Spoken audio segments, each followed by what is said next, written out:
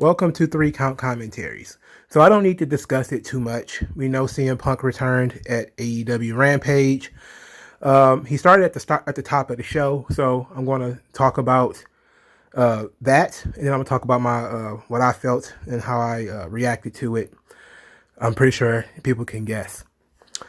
So he comes out, and the coolest thing to me was when he jumped in the crowd and he was enveloped by the crowd. I thought that was cool. That was the coolest moment for me. I thought like that was dope. Having him go around the ring, slap hands, hug everybody, everything. That was all fine and dandy. He gets in the ring, he gets a microphone, and he cuts his promo. His promo initially is basically, I couldn't deal with that anymore. I needed time away to get myself together. That's essentially what he said.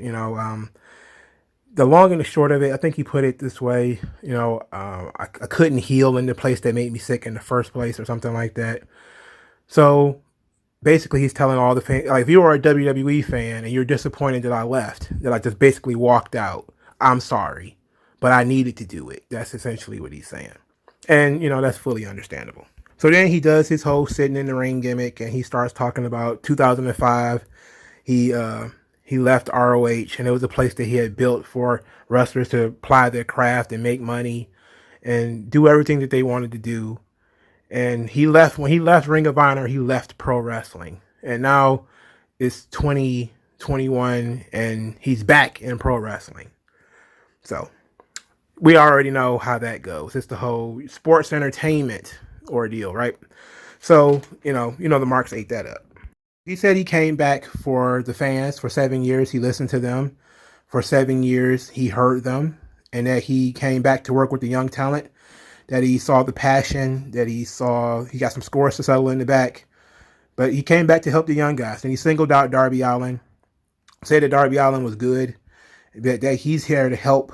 That, Darby Allin likes to do dangerous things. But there's nothing more dangerous than wrestling CM Punk in Chicago. And he'll see them then.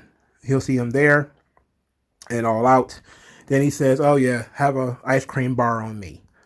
And came across as the biggest babyface in the history of babyfaces in his hometown. There was no heat segment. There was no interruptions. There was nothing. It was basically from beginning to end, people got to enjoy seeing CM Punk walk around the ring. And look, I'm just too old and salty and jaded to have any type of connection to CM Punk. He was cool at that time, but that time is over. And I'm just kind of like, all right, now he has to get cool again.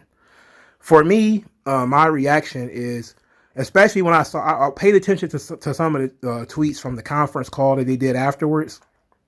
And one of the things that I saw that was very important is that CM Punk wanted to stress that, he's going to be there for a long period of time, but he's there to work behind the scenes and in front of the scenes. And I said to myself, CM Punk is a guy who the reason why everybody liked him is because he was anti-establishment. He was anti-WWE. That's not going to be the same. That's a completely different situation. Sure, there's a level of authenticity to him. There's a level of, the guy has convictions. There's, those are two things that you could really, grasp onto in terms of personality and character and stuff like that. I'm not going to take that stuff away. He turns people off with his attitude, the chip on his shoulder and that kind of thing. And but for me, I just basically say, like, I grew out of it. It was cool for a year or two because he was the anti-Cena. But then you just kind of feel like, okay, he's just one of the guys. And that's just kind of how I am. Again, I'm old, I'm salty, I'm jaded. I don't care about this shit that much anymore. 90% of it is comedy and bullshit. Then CM Punk then came out and challenged Darby Allin to a babyface versus babyface match. There's no heat. There's no reason for these two guys to fight. And then he basically said, oh, I want to help you. I'm like, okay. That's a great way to have a match. I want to help you, so I'm going to punch you in the face because I want to help you. That's weird. But normally, under normal circumstances, I, of course, would make fun of Marks Online. I had it in my head planned to do a Smart Cheers segment. where I was basically going to talk about all the disgusting stuff I saw online. And I decided, no, I'm going to let these people have this moment. I'm going to let them have it. The guy who was crying in the crowd, my reaction to that was the same as I remember being a little kid. And I remember being a little kid. And I used to see the Michael Jackson concerts on TV. And you would see girls fainting and people getting carried out towards the ambulance. And people would be crying. And I would just be like, what in the hell? Like, dude, I love Thriller too. I thought, Earth Song was great. I saw, Remember the Time. I love that music video. I'm not going to faint over Michael Jackson. I didn't have that kind of connection to Michael Jackson. I think Michael Jackson is the GOAT, but I don't have that kind of connection to him. But I noticed that other people do, and you just have to, I separated myself from that situation. I decided, like almost like the ECW segment when Raven had to go apologize for the crucifixion. Like, you choose to respect Scott Levy's personal time, so I choose to respect your religious beliefs. That's kind of how I am with this CM Punk thing right now. I'm going to choose to let people idolize CM Punk in the way that they're idolizing him right now. I just don't feel the same way. That's just kind of how it is. I do not care about CM Punk. If him showing up didn't make me want to watch AEW more. It didn't make me want to watch AEW less. What made me want to watch AEW less is watching Jungle Boy lay in the ring, not moving for several seconds before anybody did anything. In the first match after this, and strangely enough, nobody talked about. And I'm not going to talk about that show because the show was basically bullshit after CM Punk. It really didn't mean anything. But I will say this. I'm not going to shit on the fans who had their emotional reaction. I'm not going to shit on them. I will shit on Tony Khan, though. He put all of the energy and all of the emotion in the show in the first segment. Essentially killed the rest of the show. There was really nothing else for the people to grab onto in this show until the very, very end when they kind of started to wake up. But everybody was in a haze. Jungle Boy usually gets a pretty good reaction. He got like a middling reaction on that show because CM Punk blew the roof off the joint at the beginning and then had a very emotional promo where he talked about being, physically, emotionally, spiritually busted. And he needed some time to heal. And that people were like, yes, I understand. I feel you. I feel the same way too. And then you send Jungle Boy out there to do a high-flying flippity-doo match. And nobody's paying attention. Those guys are out there flipping and falling on them. Like, the Mark Quinn did a gigantic springboard shooting star press. Missed everything. Like, why would you, if you're there to help the young boys, wouldn't you say, you should probably not put me on before the young boys? Because they're about to go out there and do everything and take all these chances, and people are not going to be paying attention. I literally saw people on Twitter just not really paying attention. You could see the audience not really paying attention. They were milling around. CM Punk's segment was 30 minutes. The women got even worse, because that was basically a squash match. Now, the fans did get a little woke for Moxley and Daniel Garcia. They was really kind of big on, when Sting came out, they thought that was cool. But for the most part, the show was a single segment show. CM Punk walked to the ring and people went apeshit. Rah! We found out that he is all elite. He got ice cream bars. He will be on Dynamite. So they're going to do the CM Punk tour. But for me, I say all the criticism is not going to go on the individual fans, even though, they do disgusting things. For me, a lot of this stuff is the wrestling media, which I think is absolutely abysmal. Especially being marks. I just find that to be very sad. And I think it's bad for the business that the media are such marks.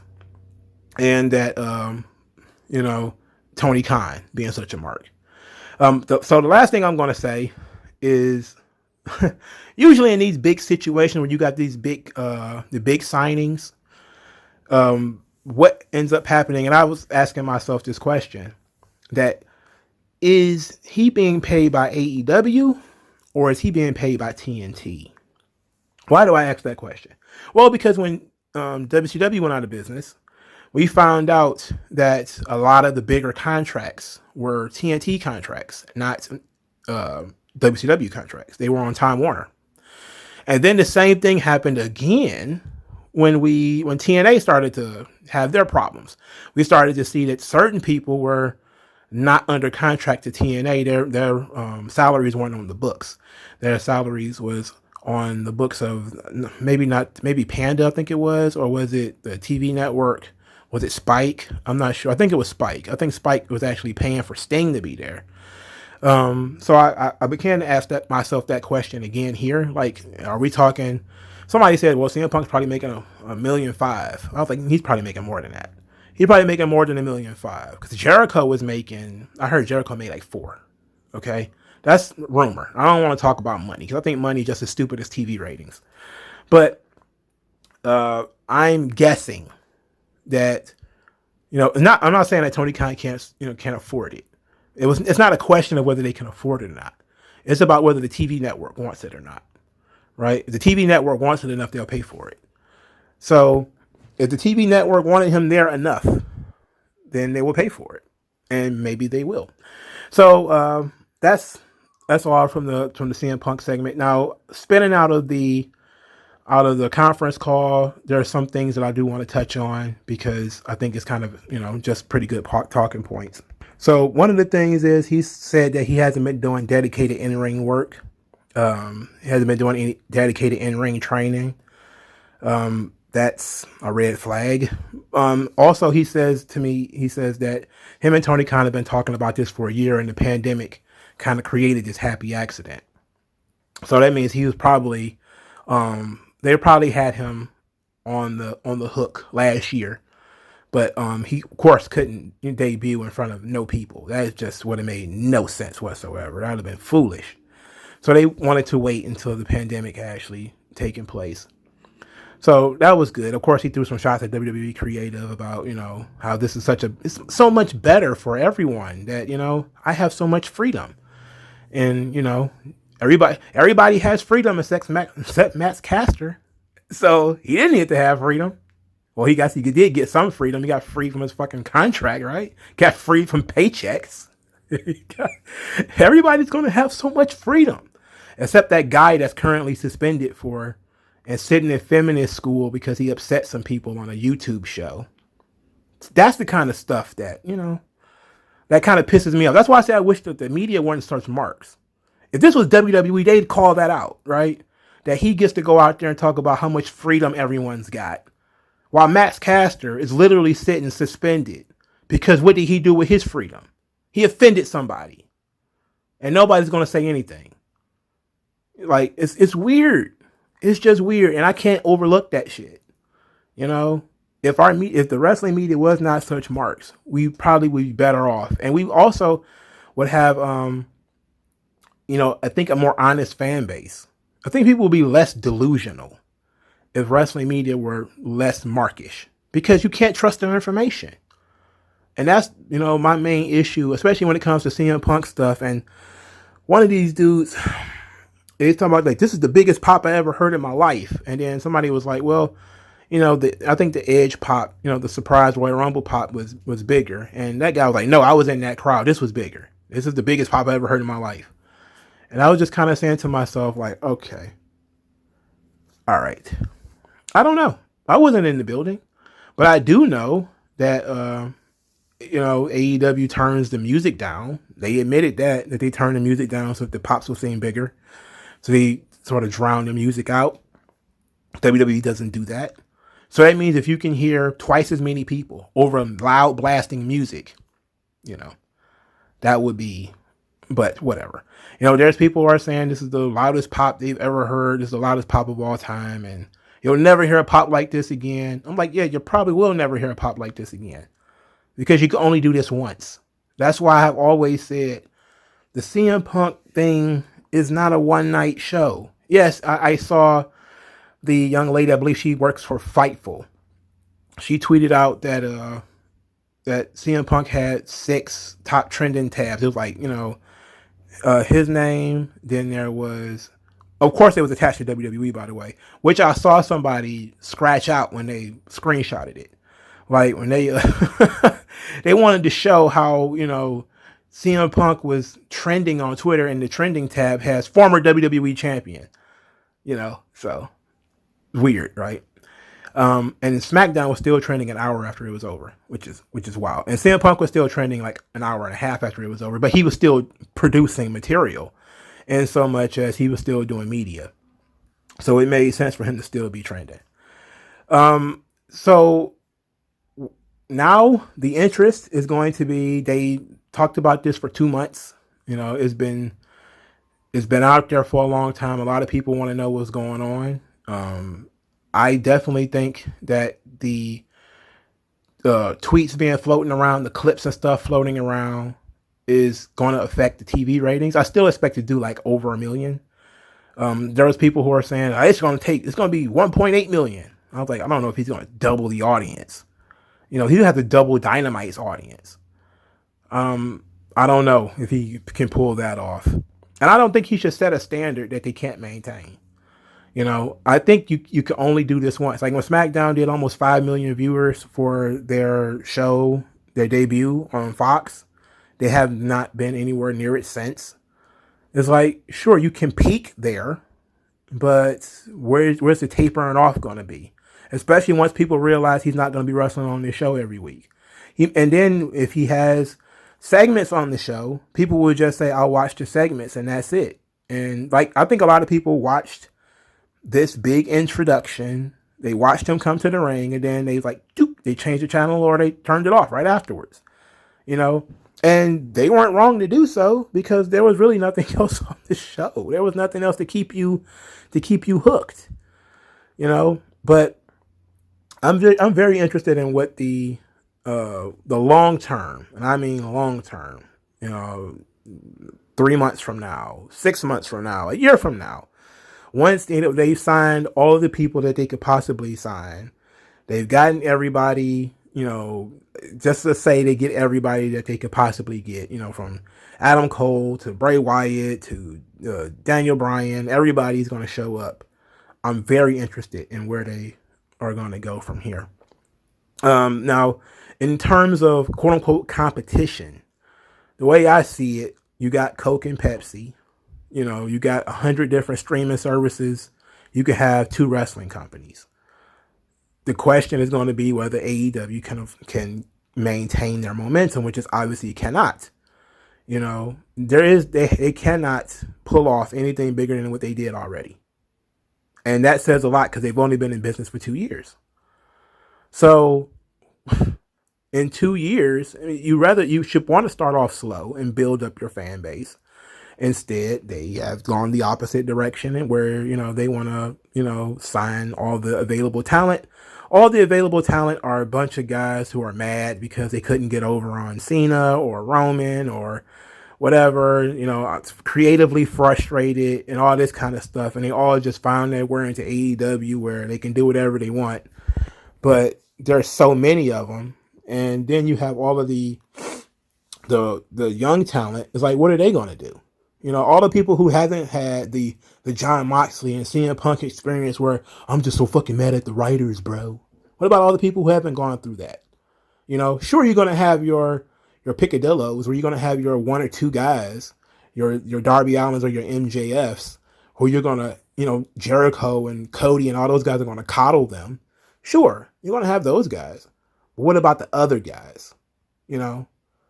And there's not much thought put into that. There's guys who are happy as a clam working on Dark right now, because they probably wouldn't be working that much at all if they weren't on Dark. But again, in a year, 2 years, you're not really moving up the card. You're kind of just showing up, getting paid. Now what? And you were there at the ground floor. And then there's also going to be a lot of people disappearing too. So we don't know, but I'm glad people were excited. I'm glad people were happy. I'm gonna let them have their moment. The wrestling media also, but I'm not fazed by CM Punk. It's just a great talking point. It's just a great segment to discuss. It's content. So if you're glad that CM Punk is there, I'm glad. I'm glad that you're glad. I hope you had fun. Just be honest when this thing gets stale, which it will pretty fast if nothing actually gets behind it. Like Sting just had weeks and weeks of doing nothing, and people just kind of like, oh, and from the looks of things, they need to put some heat on this Darby Allin feud, or I'm just gonna be like, all right, because for a lot of people, and I'll say this before I leave, a lot of people have these quote unquote dream matches. I'll fall back on the fact that I've been a wrestling fan since 1990. Some people have been wrestling fans longer than me. I don't have dream matches anymore. I don't dream about wrestling matches. I don't. So to me, there is no dream match. There is only whether the match is big enough to warrant not putting a storyline on it. This match is not. All right. You have to put a storyline on it. And I get you don't want to do it the first night CM Punk comes into the company. You want to get that feel good moment. So I think you should have waited until his second appearance. Now you start doing some heat where you let CM Punk have his moment in Chicago, but now they're going to Milwaukee. He doesn't have that hometown crowd anymore. He's still going to have a pro CM Punk crowd, but that's when you do your heat. You do somebody or something interrupts him doing this again. He doesn't get to do it twice. He doesn't get to apologize to every audience twice. He doesn't get to sit in the ring unmolested twice. He doesn't get to do it twice. I think that would have been better. But I'm not Booker of the Year, So let me know what you guys think. What did you guys think of CM Punk return? Like this video, share this video, subscribe to the channel. Donate to the channel if you can. Thank you guys for your time, and I'll talk to you guys later. Peace. Tell me what's worse than learning all that you led to believe was all horse crap. They distort so question as